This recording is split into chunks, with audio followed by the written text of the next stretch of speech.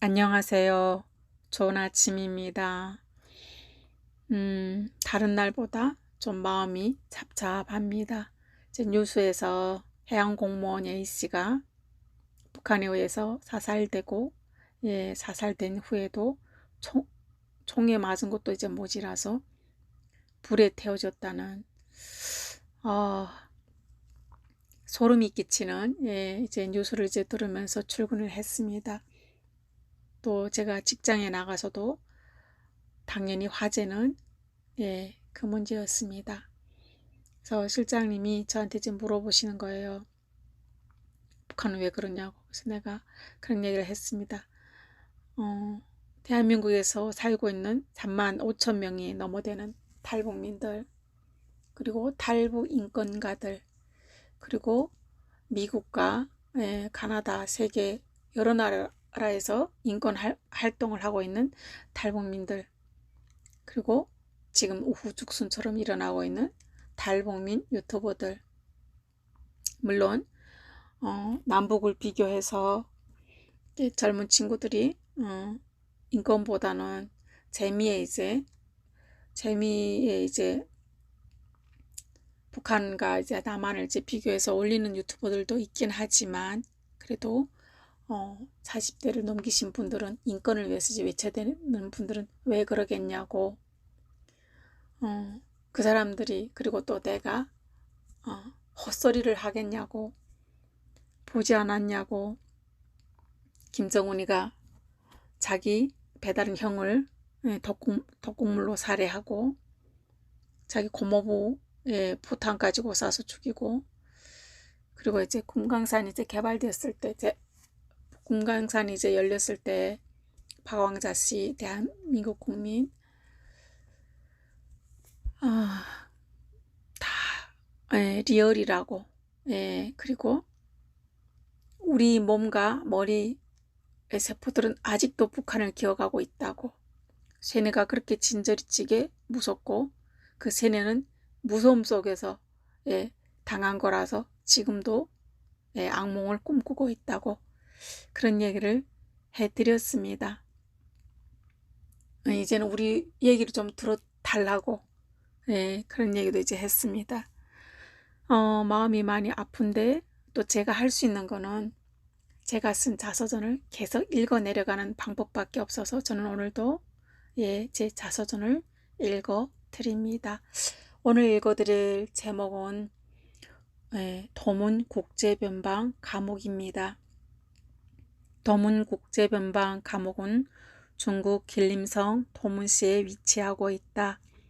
1990년대 중반 이후에 북한에서 중국으로 탈출하는 사람들이 기하급수적으로 급속하게 늘어나자, 이들을 수용할 목적과 탈북자로 인한 중국 내 치안을 위한다고 길림성 도문시에 못을 부려 세워놓은 국제 감옥이다. 또 중국 내 탈북자들에게는 원한이 서린 감옥이기도 하다. 그 감옥이 아니라도 우리가 무슨 안 보낼 거는 아니지만은, 어쩐지 그 감옥에 있어서 더 탈북자들 더 많이 북송하는 것 같아서, 그 감옥이 참으로 원망스러운 곳이기도 했습니다. 중국에서는 북한과 마주 보이는 교두가 이제 서 있는 곳곳에 탈북자 북송을 원활하게 할 목적으로 이런 국제 감옥을 여러 개 만들었습니다. 저는 북송을 이제 2번 이제 당했는데, 한 번은 중국 길림성 도문, 또 중국 연원성 단동으로 이제 북송되었는데, 또 여러 탈북자들이 말을 빌려보면 감옥소들의 환경은 다 북한과 마찬가지로 험악한 데도 있는데, 또 이 길림성 도문에 지어진 감옥은 그 열악한 것들을 조금이나마 참고해서 만들어졌다고 한다. 그래서 변방대 감옥 중에서는 제일 깨끗하고, 또 한 번에 많이 수용할 수 있게 만든 곳이기도 하다. 내가 당시 구류되었을 때는 안시성을 가진 조선족이 부소장을 하고 있었다. 조사하는 예심원들은 조선족이 많았고 감옥을 지키는 사병들은 순, 중국, 한족들로 구성되어 있었다. 탈북자들을 전문적으로 취급하고 북송하는 감옥이다 보니 탈북자들과 소통할 수 있는 몇 가지 단어는 변방대 안에 있는 하급 전사들까지도 구사할 줄 알았다.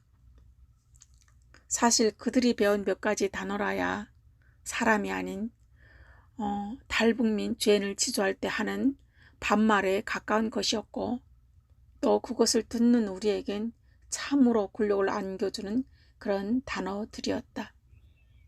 맨 처음 그 감옥에 입수하면 첫 관문은 위험한 세부치를 감방에 가지고 들어가면 자살할 수 있어서 안 된다는 규정, 그들이 만든 규정에 의해서 이제 옷을 다 벗기고 이제 검사를 하는 것이다.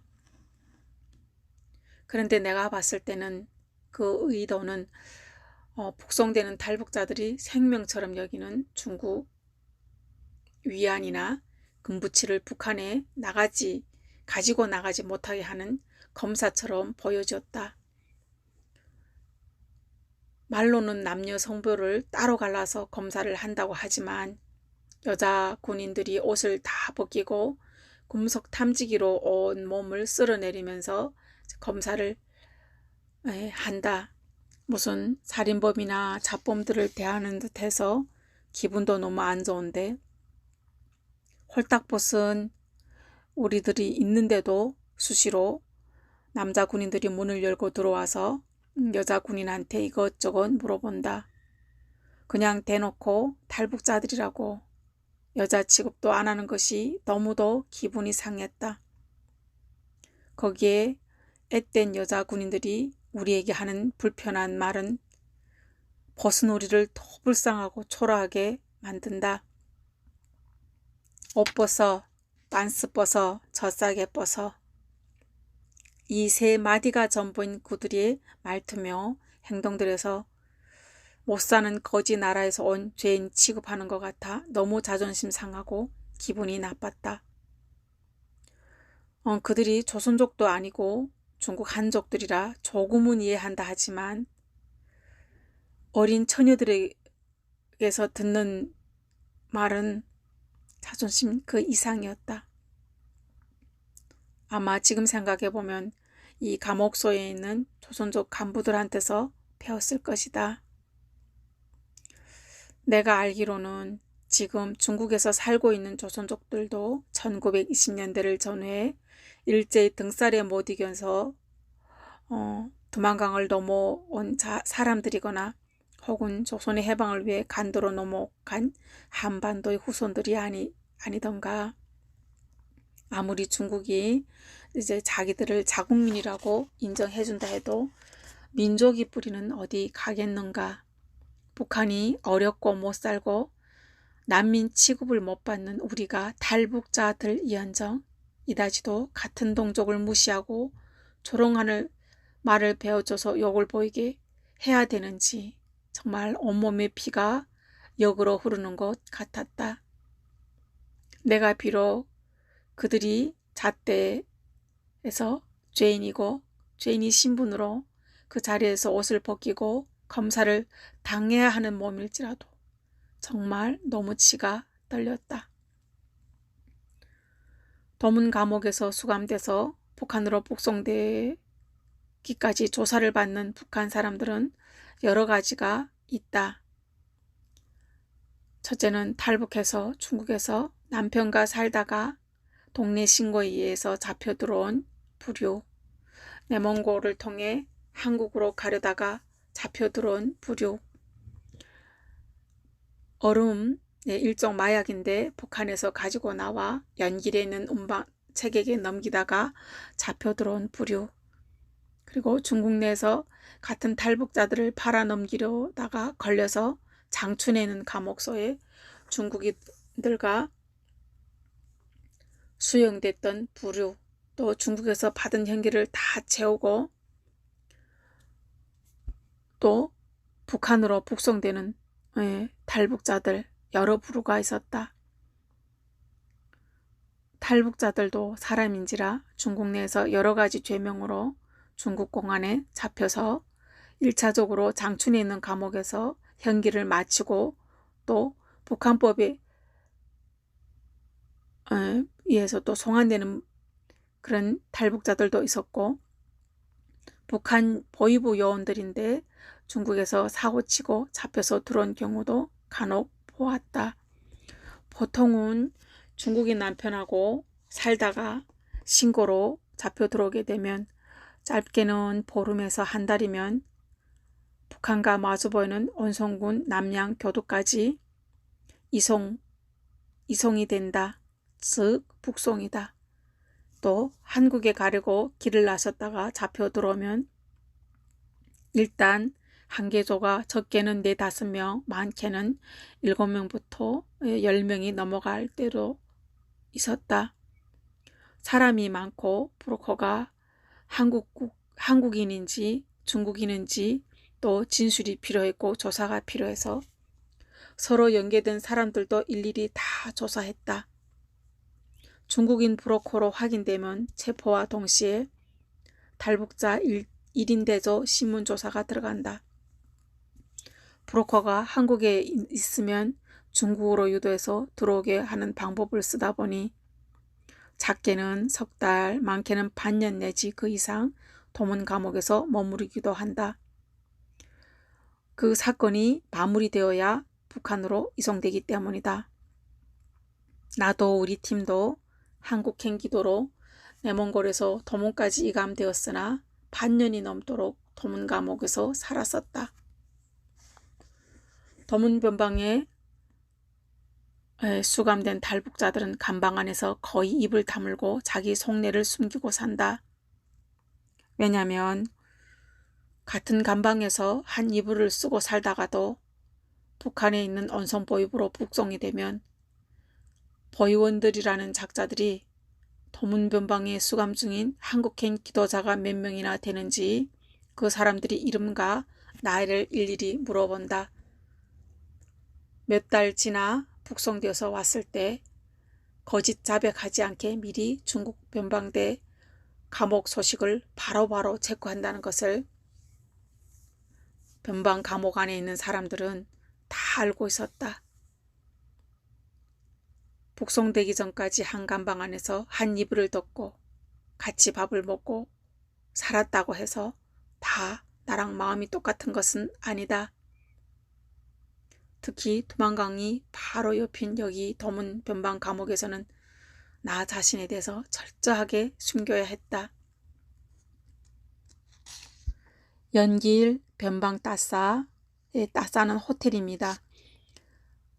따사가 주둔지인 조선족들로만 구성된 특수경찰은 북한으로 말하면 보위부 권한과 직무를 수행한다. 또 한국으로 말하면 안기부와 같다고 보면 되는데 한국행 기도로 잡혀온 사람들은 꼭 이 특수경찰들만이 조사를 할 수 있었다.